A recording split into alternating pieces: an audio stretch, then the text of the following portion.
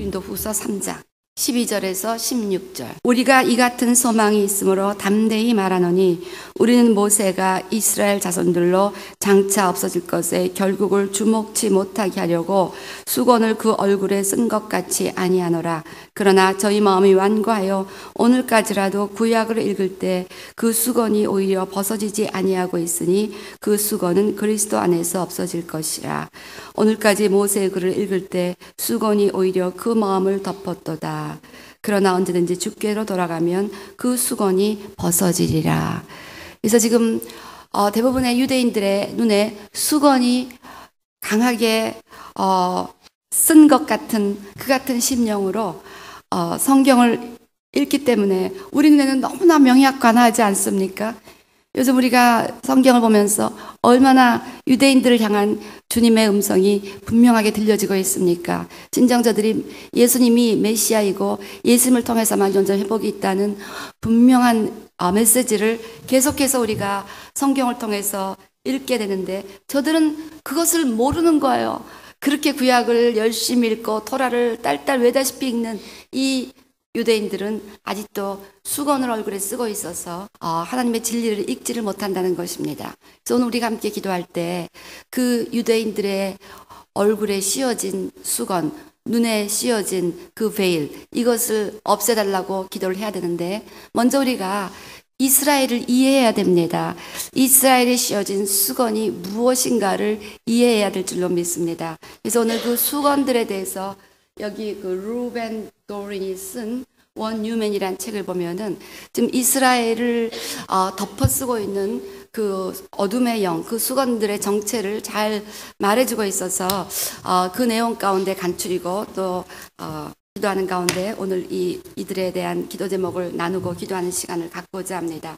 무엇보다도 이들에게 씌워져 있는 수건은 우리 모든 인간들에게 공통적으로 있는 원죄, 하나님 없이도 나는 모든 것을 할 수 있다고 생각하는 그 마음, 그래서 그 원죄, 하나님의 진리를 인식하지 못하도록 우리 누구나 강하게 역사하는 이 불순종의 죄를 먼저 첫 번째로 회개해야 되고 이 죄를 없애주시기를 기도해야 됩니다. 그래서 이 죄는 오직 예수 그리스도의 복음을 통해서만이 죄가 씻겨질 수 있기 때문에 유대인들이 그 복음을 받아들이지 않는다 할지라도 우리는 복음을 전하는 것을 주저하거나 망설여서는 안 되고 어떠한 방해와 핍박과 또 모욕이 있다 할지라도 이 굳어있는 사람들에게 복음이 전해질 수 있도록 우리가 복음을 전하고 또 복음 전하는 자들을 그곳에 보내달라고 기도하며 우리 누구에게나 있는 그 원죄, 예수님을 필요로 하지 않고 하나님을 필요로 하지 않은 그 죄를 용서해 주시고 그 베일을 벗겨달라고 기도해야 됩니다. 두 번째는 인간적인 전통입니다. 수세기 동안 이 이스라엘 사람들은 랍비의 전통과 가르침을 성경의 진리를 대신하는 권위를 가지고 배워왔습니다. 그래서 이제 성경에 대한 무식함이 랍비들에 대한 가르침으로 보충된다고 생각을 해서 그 랍비들이 인간적으로 가르치고 있는 많은 내용들이 있는데 그 랍비의 가르침과 전통을 대신해서 이제 그 진리를 덮어쓰고 있기 때문에 그 진리를 분별하지 못한다는 것이죠. 그래서 스데반이 사도행전 7장에서 이렇게 말한 적이 있습니다.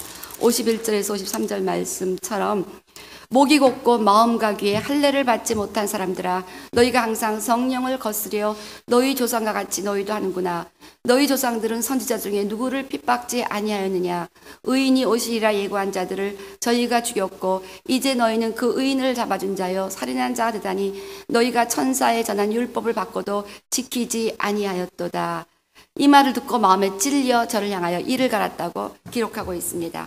이처럼 많은 유대인들의 삶에 유대인들의 그 랍비, 교사로 지금 활동하고 있는 이 랍비들의 가르침을 하나님의 말씀보다 더욱 우위에 두고 그렇게 거짓된 영향력 가운데 복음을 거절하고 있습니다. 우리가 이것을 위해서 간절히 기도함으로 말미암아 죽은 전통과 인간적인 가르침의 수건이 벗겨지고 하나님의 말씀의 진리를 깨달을 수 있게 해달라고 기도해야 됩니다. 그래서 사도 바울이 되기 전에 사울이 눈에 비늘이 벗겨질 때 그가 비로소 예수 그리스도의 복음을 영접할 수 있었던 것처럼 그 눈에 비늘이 벗겨지고 인간적인 가르침과 전통의 수건을 벗겨달라고 기도해 주시기를 바랍니다. 다음에 이제 이스라엘 백성들을 강하게 붙잡고 있는 거절에 견고한 진에 대해서 우리가 이해를 해야 되겠습니다. 2000년 동안 이스라엘 백성들은 너무나 많은 슬픔과 고난과 거절의 시간들을 통과해왔고, 역사적으로 볼 때 수천 년 동안 계속된 이 미움과 박해와 그 모든 하나님의 역사를 이제 가운데, 하나님의 역사 가운데 그 이방인들이 이들을 박해하고 핍박했던 그것으로 인한 그들의 아픔, 집단적인 민족 정신에 깃들여 있는 이 깊은 거절의 영을 우리가 잘 깨닫고 이 거절의 영에 대한 이해를 해야 될 줄로 믿습니다. 정말 유대인들은 지금까지 너무나 많은 민족들에게, 이 지구상에 그 어떤 민족도 유대인들처럼 거절을 당하고 미움을 받았던 민족은 없었을 것입니다. 그 옛날 바로로부터 시작해서 바로, 아말렉, 또 발락, 블레셋, 하만, 히틀러, 최근에는 히틀러에 이르기까지 지난 수천 년 동안 잔인하고 민족적인 박해를 받아왔고, 또 지난 2000년 동안 복음이 이곳에 시작된 이유는 2000년 동안 그리스도의 깃발 아래 그리스도인들이 직접 이 유대인들을 미워하고 학살하는 그 만행들이 계속해서 있으면서 저들은 기독교에 대한 깊은 증오, 그 증오를 이해해야 우리가 유대인들을 이해할 수가 있다는 것입니다. 그래서 그들의 눈에는 단단한 거절의 영이 수건처럼 씌워지면서 기독교를 증오하고 거부하는 깊은 두꺼운 베일이 그들 위에 드려져 있습니다.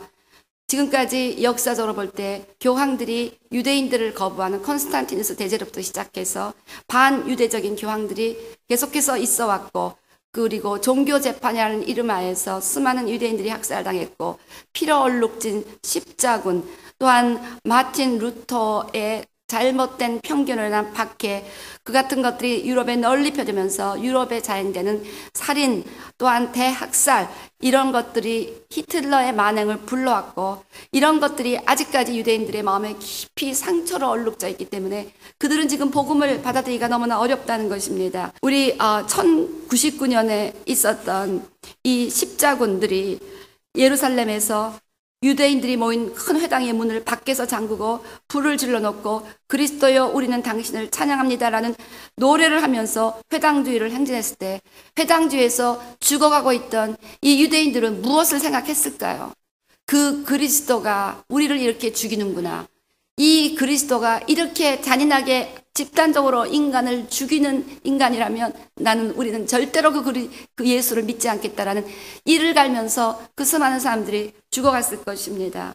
또한 종교교육의 그 대부로 알려진 마틴 루터는 그 애가 쓴 저서 유대인과 거짓말, The Jews and Their Lies라는 책에서 우리 그리스도인들은 이 저주받고 버림받은 유대인들을 어떻게 대해야 하는가? 그들이 우리 가운데 살고 있고 우리는 그들의 거짓말과 불경스러움과 저주를 잘 알기 때문에 그들의 거짓말과 저주와 불경스러움에 동참하기를 원치 않는 한 우리는 그들을 참아줄 수 없다. 우리는 기도하며 경건한 마음으로 그들에 대하여 자비로운 준엄함을 실천해야 된다.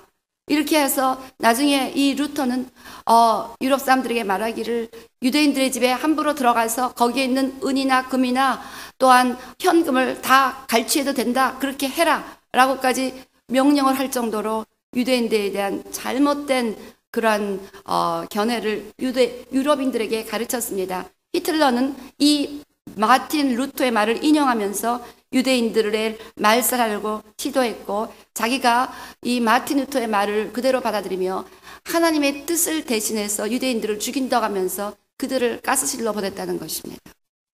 그러면 이 종교개혁을 통해서 신교의 큰 부흥을 일으킨 마틴 루터가 이렇게 유대인들을 증오하고 그들로 하여금 큰 학살을 당하게 했을 때 기독교를 저들이 어떻게 생각하겠습니까?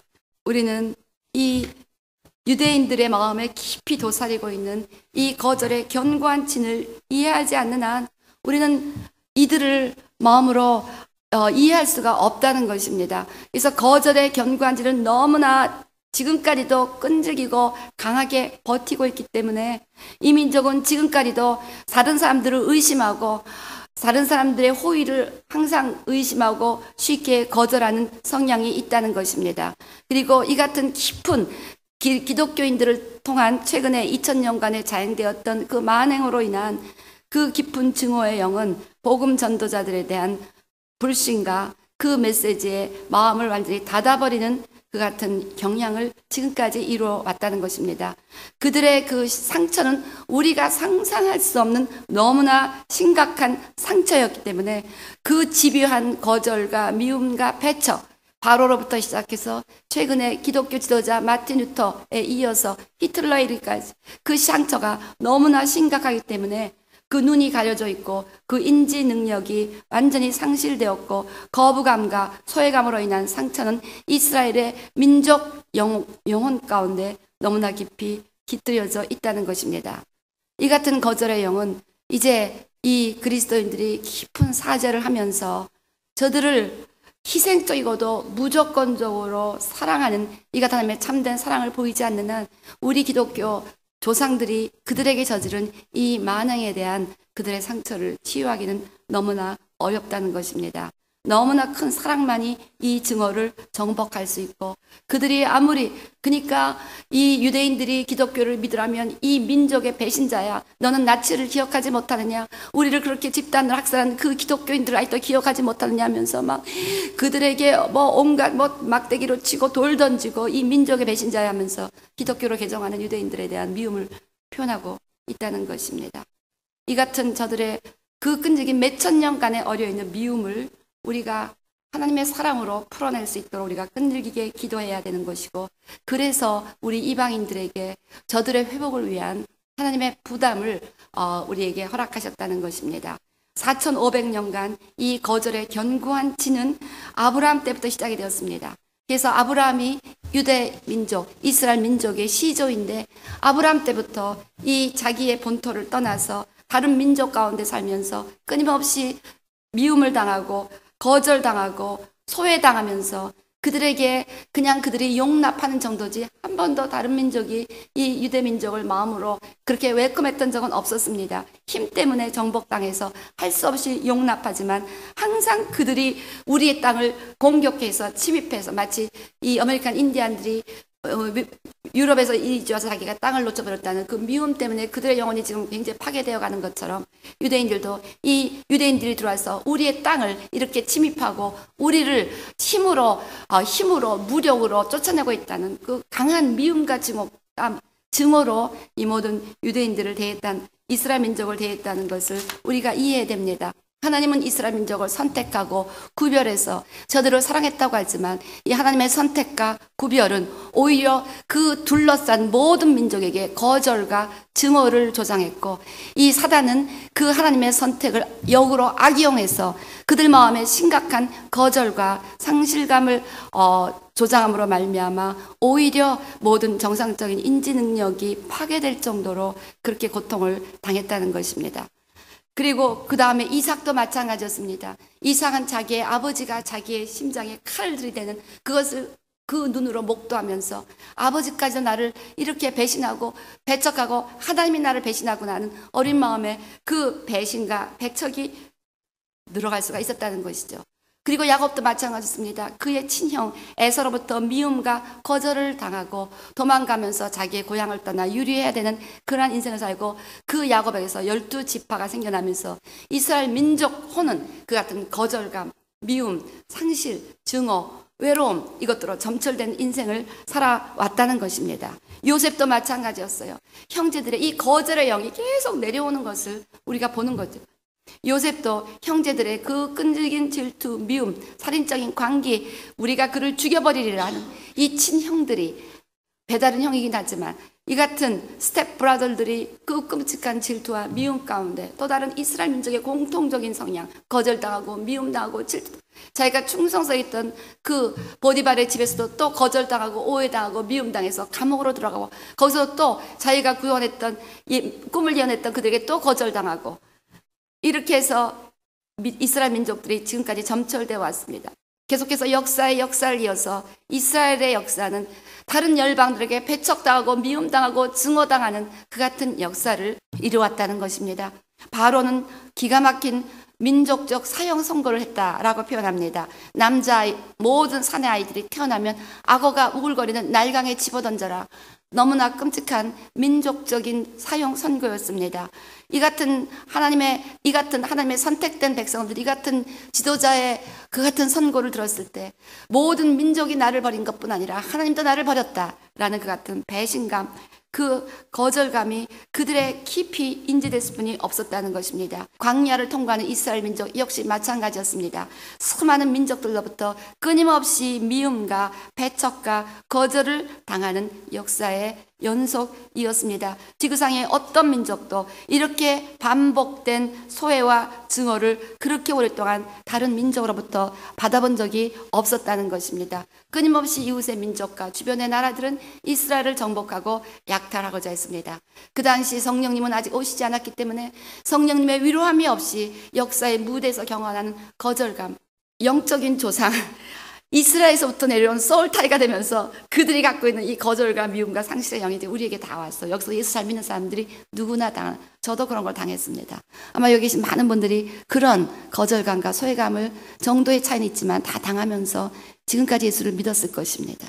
저도 마찬가지로 다 불교 믿는 가서 저 혼자 예수 믿으니까 얼마나 핍박을 당하고, 완전히 제가 예수 믿더니 미쳤다, 완전히 저는 미쳤다는 진단을 받고 결혼식에 여기 있던 친척 불참해버렸습니다. 미쳤다고 그렇게 취급을 받고 그랬는데 우리에게는 위로자 성령님이 계십니다. 그래서 성령님이 위로하십니다. 그래서 그 거절감이 여기로 내려가지 않는 거예요. 중요한 건 그 당시 이스라엘 백성들에게는 이 성령님이 안 오셨어요. 이 때문에 위로받지 못한 채 그 미움과 그 거절과 그 소외감이 계속해서 쌓이고 쌓이면서 이제 아주 그들의 민족 정신이 돼버렸다는 것입니다. 그래서 AD 70년 이후 간신히 이제 정착했던 그 땅에서 또 다 끔찍한 로마 사람들이 110만 유대인을 학살하고 그 로마 사람들이 죽인 이스라엘 백성들의 피가 온 사방에 흩어내리고, 거기서 직접 예레미야에서 너희가 가장 온순한 푸녀라도 자기 달에서 나온 아이를 은근히 잡아먹을 것이다 라는 예언이 예레미야에 어디에 있습니다.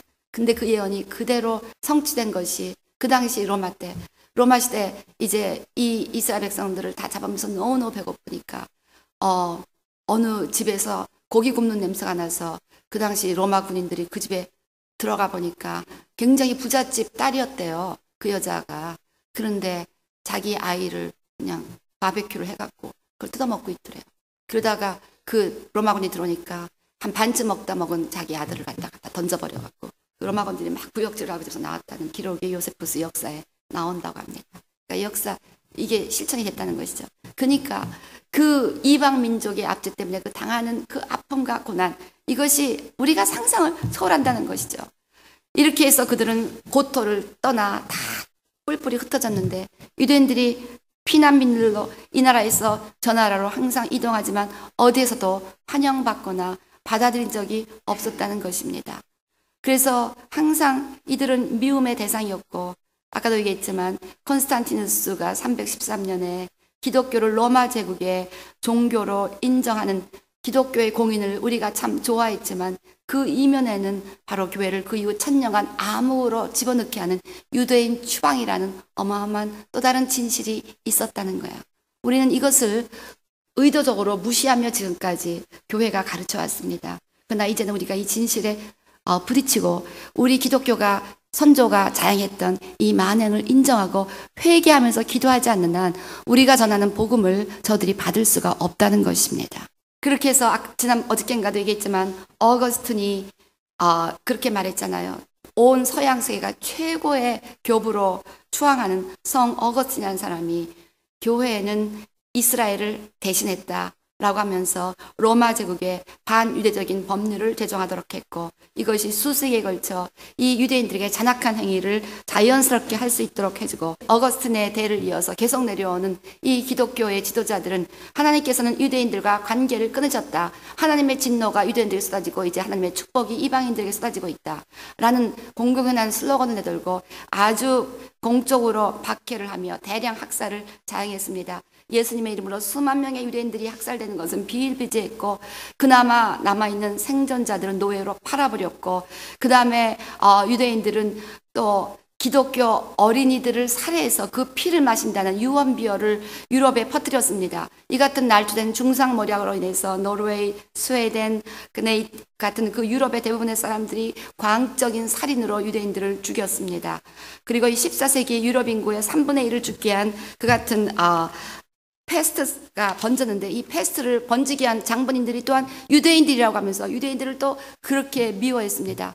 그래서 그냥 아까도 얘기했지만 이 마틴 루터가 유대인들의 회당을 다 불살라버리고 유대인들 집을 파괴하며 현금과 은금을 가서 다 갈취하라고, 마틴 루터가, 우리가 완전히 종교개혁의 영웅이라고 떠받들고는 마틴 루터가 그 같은 짓을 했다는 거예요. 그러니 어떻게 서구의 기독교를 하나님이 축복하실 수가 있겠습니까? 저는 지금까지 이해를 못했어요. 굉장히 저의 미스터리였습니다. 어떻게 서구에서 발생한 기독교가 어떻게 저렇게 급속히 사라질 수가 있을 것인가. 완전히 지금 기독교는 유럽에서 다 자취를 감췄어요.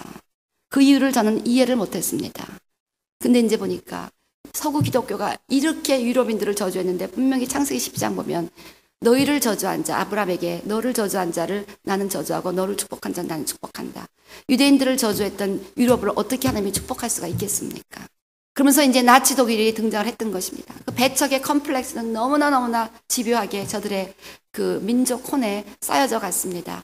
나치 독일은 유대인들을 이제 악마적으로 죽이기 시작했고, 유럽 대륙의 전역에 퍼져 있는 그 반유대적인 편견과 정치적인 그 반유대적인 그 선전으로부터 자연스럽게 생겨난 그 만행이 유대인 600만 학살이라는 히틀러 나치 독일의 학살이었다는 것입니다.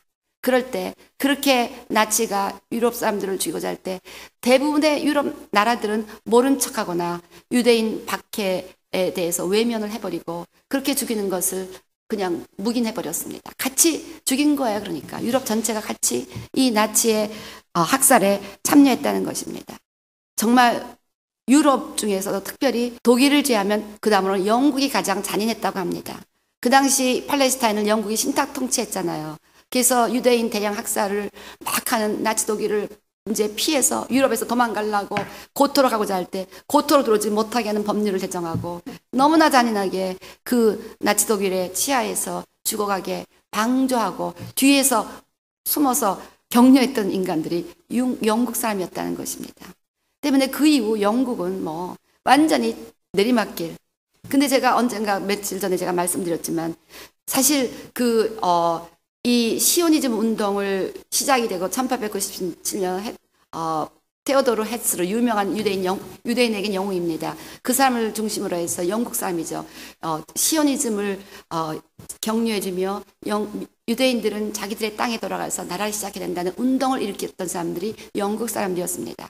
그래서 300년 동안 영국에서 이렇게 유대인들 시오니즘 운동을 계속해서 밀어주는 운동이 일어나면서 영국에는 어마어마한 그 영적인 붐이 일어나서, 그때 요한 웨슬레, 찰스 피니, 조지 필드 거성들이 나오고 뭐 허드슨 테일러 뭐 이런 사람들이 막 나오면서 영국에 어마어마한 영적인 붐이 일어난 때가 바로 그때였습니다. 어제 저희는 이스라엘 사람들의 마음속에 지난 아브라함 이후 4,500년간 견고하게 세워져 있던 그 거절의 견고한 진에 대해서 역사적으로 훑어보았습니다.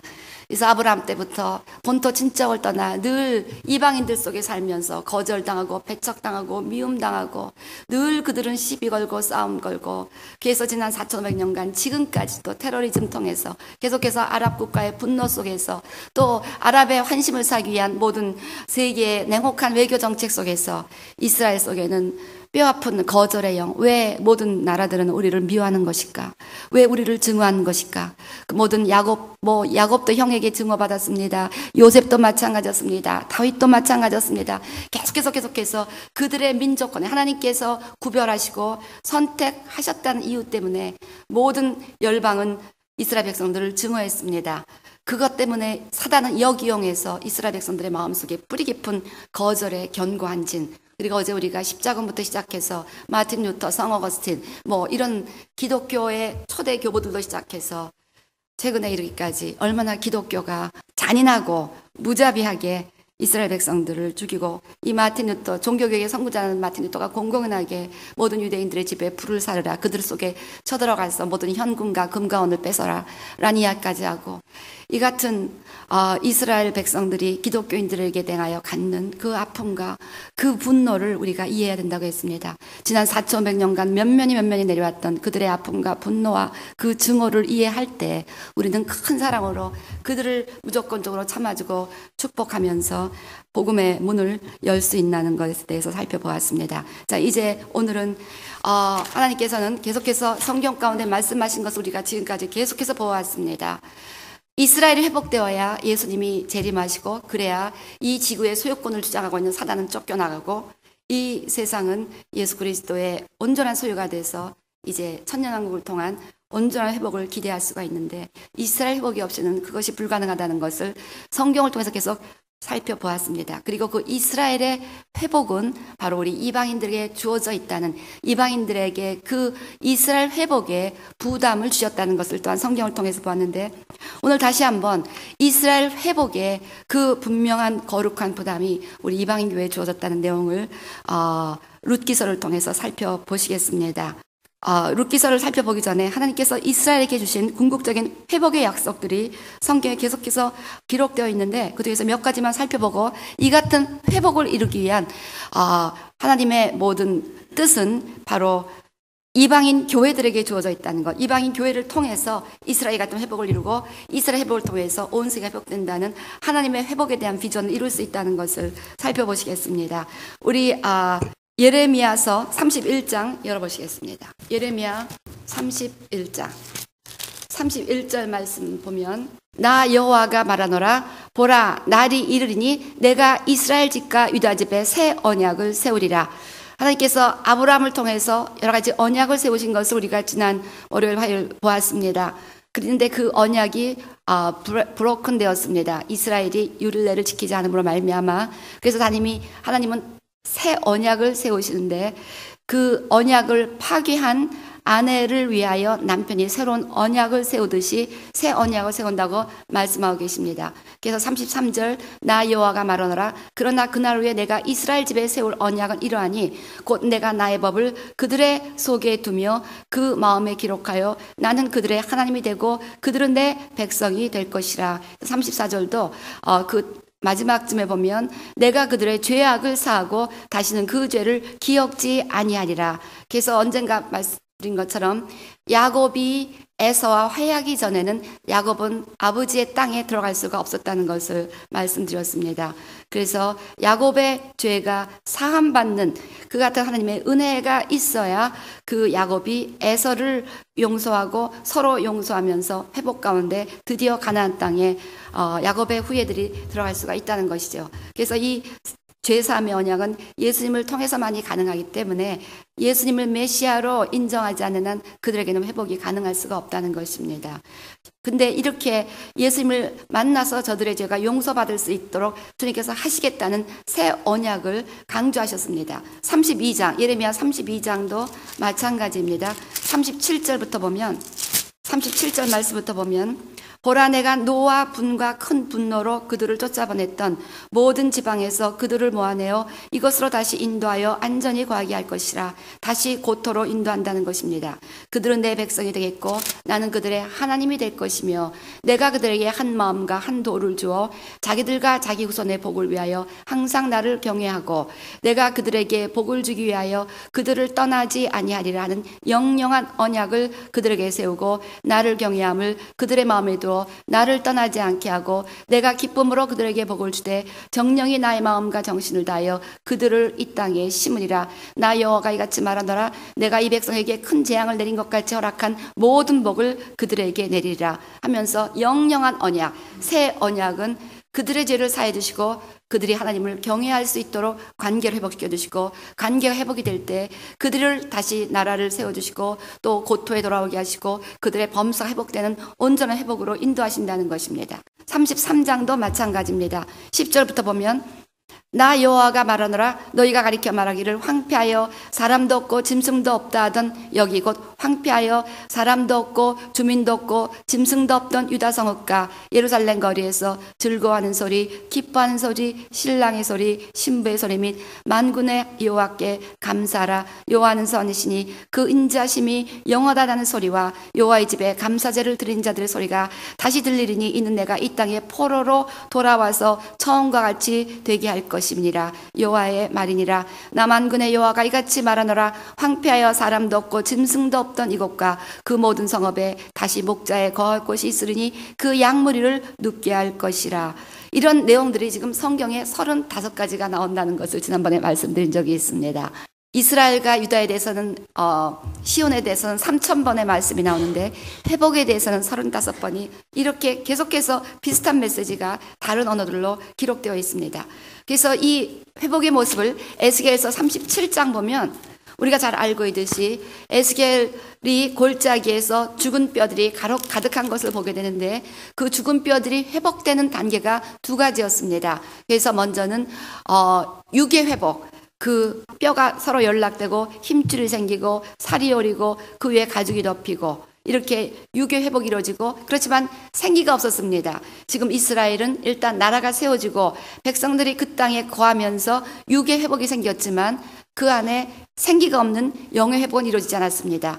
에스겔을 보니까 가죽이 덮이나 그 속에 생기는 없더라. 지금이 이 이스라엘의 상태입니다. 그렇지만 37장 9절 보니까 너는 생기를 향하여 대언하여 생기에게 대언하여 이르기를 주 여호와의 말씀에 생기야 사방에서부터 와서 이 사망을 당한 자에게 불어서 살게 하라 하셨다니, 생기가 사방, 그래서 이스라엘을 도울 사방 열방들이 그 모든 기도의 모든 노력을 통해서 하나님의 성령의 생기가 그 땅에 불어올 때 그들이 영적인 회복이 되면 비로소 이스라엘은 완전한 회복으로 들어간다는 것입니다. 그래서 그 12절부터 보면 너는 대언하여 그들에게 이르기를 주 여호와의 말씀에 내 백성들아 내가 너희 무덤을 열고 너희를 거기서 나오게 하고 이스라엘 땅으로 들어가게 하리라. 내 백성들아 내가 너희 무덤을 열고 너희를 거기서 나오게 한즉 너희가 나를 여호와인 줄 알게 하리라. 그래서 그 이스라엘 땅으로 들어가게 한 것이 앞에 말한 육적인 회복, 뼈가 연락되고 힘줄이 생기고 살이 덮이고 가죽이 덮이는 것이었습니다. 그리고 이제 생기가 들어가는 영적인 회복이 14절. 또한 내 신을 너희 속에 두어 너희로 살게 하고 내가 또 너희를 너희 고토에 거하게 하리니 나 여호와가 이 일을 말하고 이른 줄을 너희가 알리라. 이렇게 해서 하나님의 신이 그 안에 들어가서 완전한 회복이 된 모습이 되는 것이 이제 에스겔서 37장 24절부터 나옵니다. 내 종 다윗이 그들의 왕이 되리니 그들에게 다 한 목자가 있을 것이라. 그래서 모두 예수 그리스도, 다윗의 후손으로 오신 예수 그리스도를 왕으로 섬기면서 완전히 한 나라로 회복되는 것이 기록됩니다. 그래서 26절 내가 그들과 화평의 언약을 세워서 영원한 언약이 되게 하고 또 그들을 견고하고 번성케 하며 내 성소를 그 가운데 세워서 영원히 이루게 하리니 내 처소가 그들의 가운데 있을 것이며 나는 그들의 하나님이 되고 그들은 내 백성이 되리라. 내 성소가 영원토록 그들의 가운데 있으리니 열국이 나를 이스라엘을 거룩하게 하는 여호와인 줄 알리라 하셨다라. 이렇게 해서 이스라엘 백성들이 고토에 돌아온 육적인 회복, 그 다음에 하나님의 신이 들어가서 성령으로 충만해서 하나님과의 관계가 회복되는 영적인 회복, 그 이후에 완전한 예수님의 재림을 통해서 영원한 왕으로 예수님께서 이 땅을 다스리신다는 회복의 그 디자인이 성경 곳곳에, 구약 곳곳에 기록되고 있다는 것을 지난 금요일 제가 이스라엘 돌아온 직후부터 시작해서 계속해서 말씀드리고 있습니다. 자, 이제 그럼 이 같은 이스라엘 회복의 결정적인 다이나미컬 팩터, 결정적으로 역동적인 요소는 다름이 아니라 우리 이방교회가 져야 된다는 것이 지금 제가 이 강의를 하는 근본적인 목적입니다. 여러분들이 이 진리를 알아셔야 됩니다. 이것이 없이는 우리가 온전한 신앙생활을 할 수 없다는 것을 성경은 증거하고 있는데, 그중에 대표적인 메시지가 룻기서에 있습니다. 룻기서를 열어보시기 바랍니다. 룻기서는 우리가 알다시피 나오미라는 여인이 그 남편 엘리멜렉과 함께 베들레헴의 그 유다 땅에 흉년이 들어서 모압 이방 땅으로 가는 모습으로 시작합니다. 그래서 이 모습은 바로 이스라엘 백성들이 결국 자기의 본토 유다 땅에서 쫓겨나서 사방으로 흩어지는 유대인들의 그 유랑 생활을 예표한다고 볼 수 있겠습니다. 자, 이 유랑 기간, 이스라엘 백성들이 자기 베들레헴 땅에서 쫓겨나서 유랑하는 기간, 두 이방 여인이 나오미의 가족으로 종속됩니다. 들어가게 됩니다. 그래서 거기서 그 두 아들을 데리고 이제 유다로 갔잖아요. 그런데 거기서 두 며느리를 얻게 됩니다. 4절 보니까 그들은 모압 여자 중에서 아내를 취하였는데 하나의 이름은 오르바요, 하나의 이름은 룻이더라. 그래서 오르바와 룻이라는 두 모압 여인, 이방 여인들이 이제 나오미의 아들들과 결혼해서 이스라엘의 가족 중에 편입되는 것은 바로 이스라엘 백성들이 자기의 땅을 떠나 사방으로 흩어져 있을 그때 교회가 생겨서 이방의 교회들이 우리가 지난번에 보았죠. 아브라함의 후손으로 영적인 이스라엘로 들어가는 모습을 예표한다고 보겠습니다. 그래서 이스라엘이 지금 유대 땅에 떨어서 1900년 동안 흩어져 있는 그때 곳곳에 예수 그리스도를 통해서 이방인 교회들이 영적인 이스라엘로 이스라엘의 가문으로 들어간 것입니다. 이것이 바로 이 나오미와 엘리멜렉이 흉년 때문에 유다 땅을 떠나 있는 동안 이방 여인들을 며느리로 삼아서 자기네 가족으로 편입한 사건을 말씀한다고 보겠습니다. 그래서 이 이방 교회에 세워진 두 가지 종류의 교회로 오르바와 룻이라는 예표적인 교회를 우리가 생각해 볼 수 있겠습니다. 1장 이제 7절 보니까 있던 곳을 떠나고 두 자부도 그와 함께 하여 유다 땅으로 돌아오려고 길을 행하다가 그래서 이제 다시 베들레헴으로 귀환하는 것이 지금 이스라엘 백성들이 다시 자기의 본토로 돌아오는 것과 예표로 된다는 것이죠. 그래서 나오미와 그 두 며느리가 다시 베들레헴으로 가려는 것처럼 우리 유대인들과 교회가 다시 이스라엘 중심으로 회복되고자 하는 하나님의 디자인을 말씀하고 있습니다.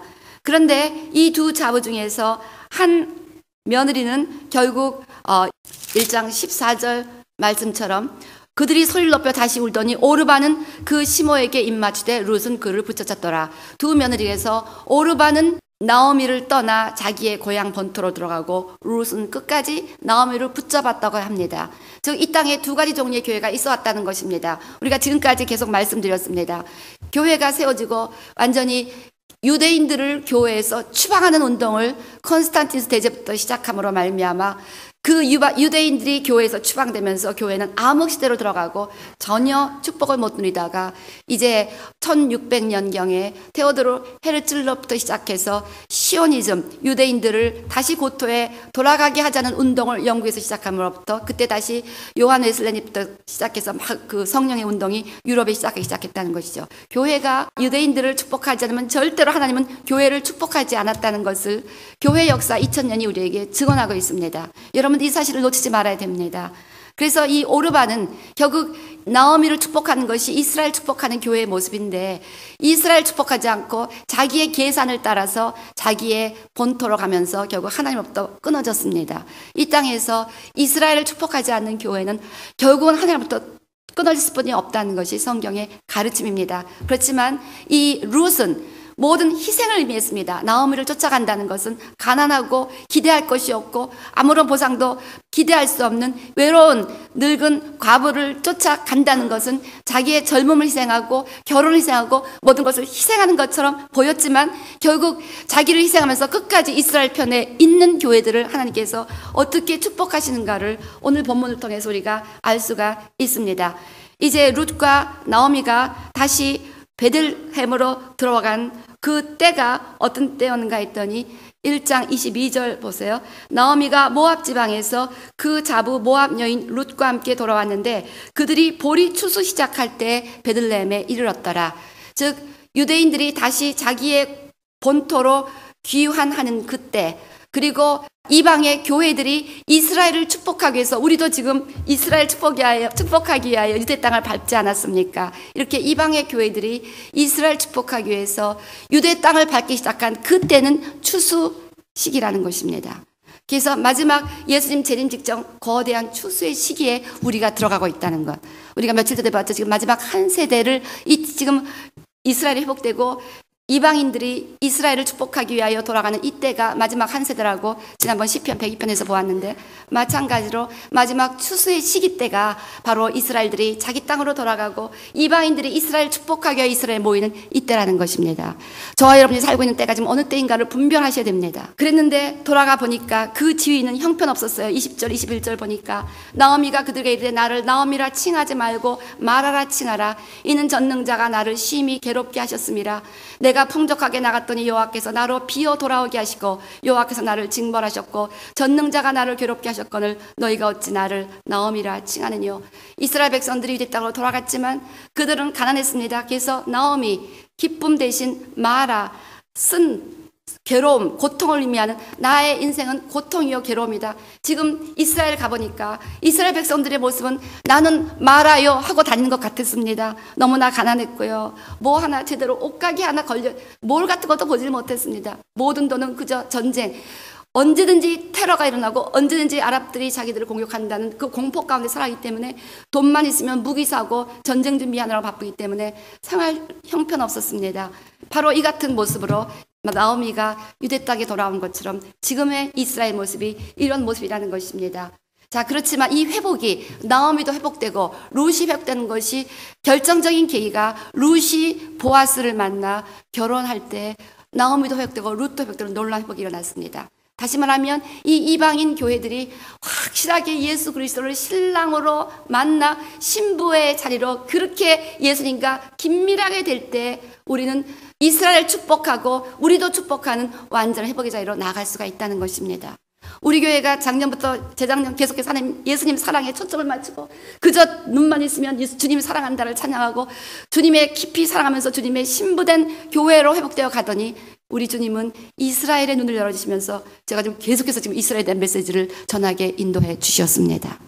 그래서 이제 이 룻이 보아스에게 나아가서 결혼을 하는 법을 가르쳐주는 것이 누군가 했더니 나오미였어요. 룻기 3장 보세요. 룻기 3장 3절 4절 나오미가 그런즉 너는 목욕하고 기름을 바르고 의복을 입고 타작마당에 내려가서 그 사람이 먹고 마시기를 다할까지는 그에게 보이지 말고 그가 누울 때 너는 그 눕는 것을 알았다가 들어가서 그 발치 이불을 들고 거기 누우라. 그가 너의 할 일을 내게 고하리라. 룻이 시모에게 이르되 어머니의 말씀대로 내가 다 행하리이다 하니라.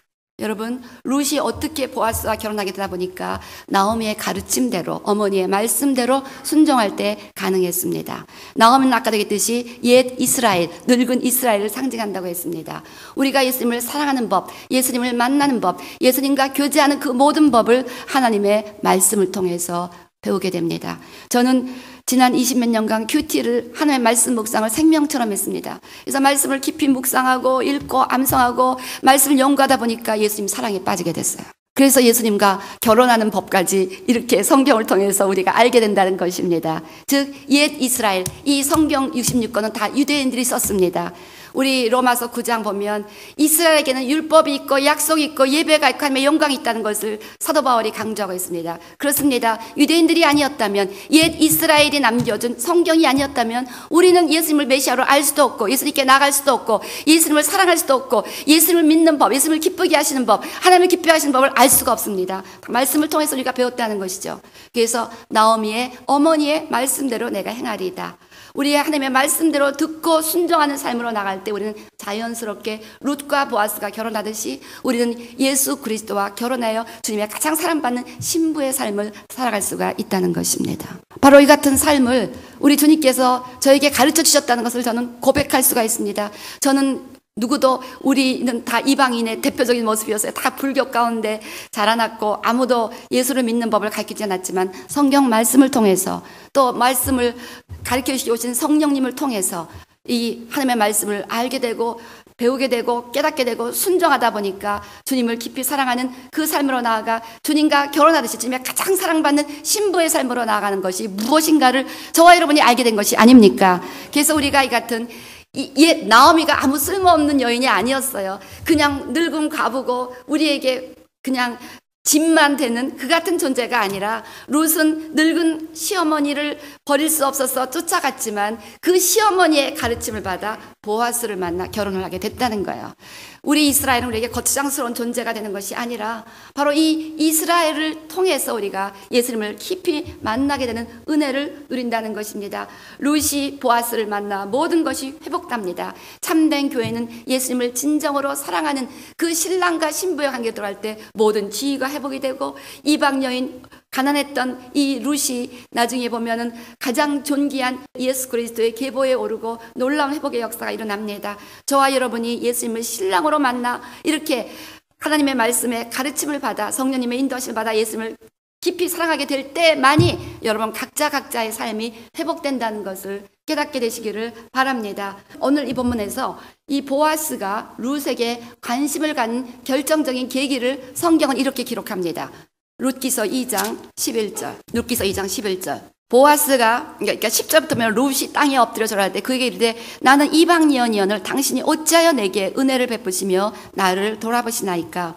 나는 이방여인인데 왜 나를 이렇게 관심을 갖고 사랑해 주십니까? 그랬더니 11절 보아스가 그에게 대답하여 가로되 내 남편이 죽은 후로 내가 시모에게 행한 모든 것과 내 부모와 고국을 떠나 전에 알지 못하던 백성에게로 온 일이 내게 분명히 들렸느니라. 여호와께서 내 행한 일을 보응하시기를 원하며 이스라엘 하나님 여호와께서 그 날개 아래 보호를 받으러 온 내게 온전한 상 주시기를 원하노라. 룻이 옛날의 남편, 자기가 믿기 전에 자기가 붙잡았던 모든 남편들을 다 끊어버렸어요. 다 죽어버렸습니다. 그리고 난 이후 룻은 오직 나오미를 사랑했고 이스라엘을 사랑했고 그 나오미의 하나님, 나오미의 고국 이스라엘과 이스라엘의 하나님을 사랑하고 그에게 행한 그것 때문에 내가 너에게 은혜를 베푼다고 말씀하고 있습니다.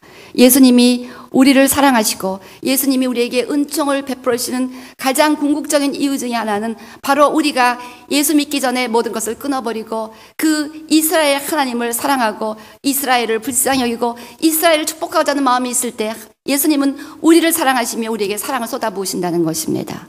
그런데 예수님을 사랑하지 않는 교회에 어떻게 성령을 베풀어 주시겠습니까? 그러니까 마틴 루터가 종교개혁을 했지만 유대인들을 그렇게 미워하고 추방했기 때문에 오히려 그 종교개혁 때문에 유럽에는 종교전쟁이 일어나 유럽 사람의 3분의 1이 죽고 유럽이 완전히 피바다가 되고 지금 유럽은 완전히 기독교로부터 끊어진 상태가 되었습니다. 유대인을 축복하지 않는 교회를 절대로 축복할 수가 없다는 거예요. 오르바 같은 교회가 된 거예요. 유럽의 교회는. 처음에는 나오미에게 같이 있었어요. 처음에는 같이 있었는데 이 기독교는 이 이스라엘의 하나님 모든 유대인들을 통해서 모든 말씀을 영접받고 배우고 하나님을 알게 되었습니다. 그래서 오르바가 처음에는 이스라엘 가문에 있었다가 편리에 따라서 자기의 이익을 찾아서 이스라엘을 외면했습니다. 나오미를 외면하고 돌아가면서 자기 다시 옛날 신으로 돌아갔습니다. 지금 유럽이 그 꼴이라는 거예요. 오일머니 때문에 유럽은 이스라엘 편을 드는 것이 아니라 아랍의 환심을 사기 시작했습니다. 그러면서 그 나치하에서 어마어마하게 유대인들이 죽어갈 때 어느 유럽에 단 하나의 유럽 나라도 그들을 받아들일 생각을 하고 같이 외면하고 핍박하고 눈 감아버렸습니다. 이랬을 때 하나님이 어떻게 유럽교회를 축복할 수 있겠습니까? 자기의 이익을 위해서 나오미를 떠난 오르바처럼 이 유럽교회는 자기의 이익 때문에 이스라엘을 거절했기 때문에 결국 하나님을 떠나서 다시 가지가지 우상을 숭배하는 그 같은 민족들이 되었다는 것을 우리가 지금 보고 있습니다. 그래서 보아스가 룻을 끝까지 사랑했던 이유는 룻이 끝까지 자기에게 은혜를 준 이스라엘의 하나님을 사랑하기 때문에 결국 나오미를 끝까지 챙겼기 때문이라는 것입니다. 우리가 그 눈에 보이는 오일머니 때문에 이스라엘을 외면한다면 절대로 하나님은 우리를 축복할 수가 없고 끝까지 우리는 이스라엘을 축복해야 될 줄로 믿습니다.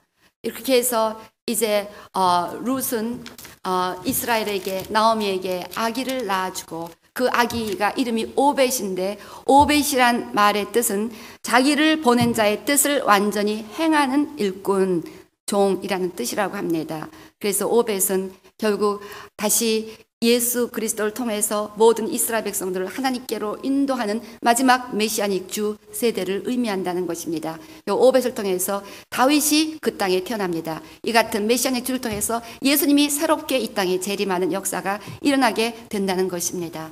그래서 이제 룻의 역할을 우리 교회들이 감당해야 합니다.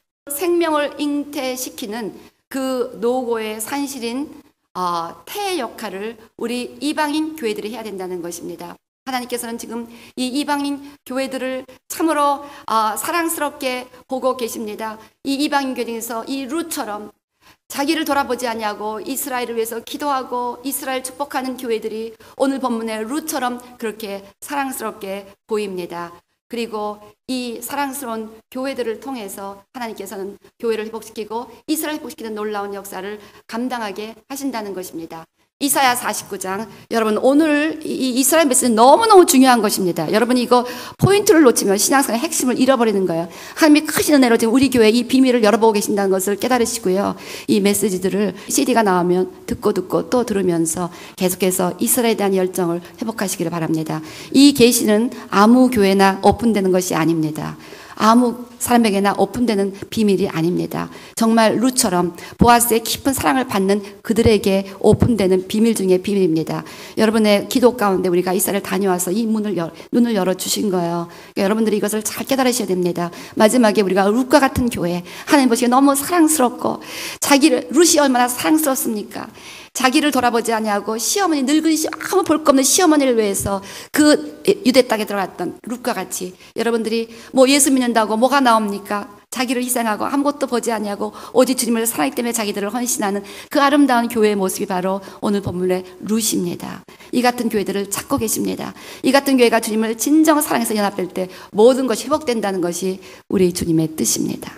우리 이사야 49장 21절부터 23절. 그때 내 심중에 이르기를 누가 나를 위하여 이 무리를 낳았는고 나는 자녀를 잃고 외로워졌으며 사로잡혔으며 유리하였거늘 이 무리는 누가 양육하였는고 나는 홀로 되었거늘 이 무리는 어디서 생겼는고 나 주 여호와가 이르노라 내가 열방을 향하여 나의 손을 들고 민족들을 향하여 나의 기울을 세울 것이다. 그들이 내 아들들을 품에 안고 내 딸들을 어깨에 메고 올 것이며 요랑은 내 양부가 되며 왕비들은 내 유모가 될 것이며 그들이 얼굴을 땅에 대고 내게 절하고 내 발에 티끌을 핫을 것이니 내가 나를 여호와인 줄 알리라. 나를 바라는 자는 수치를 당하지 아니하리라.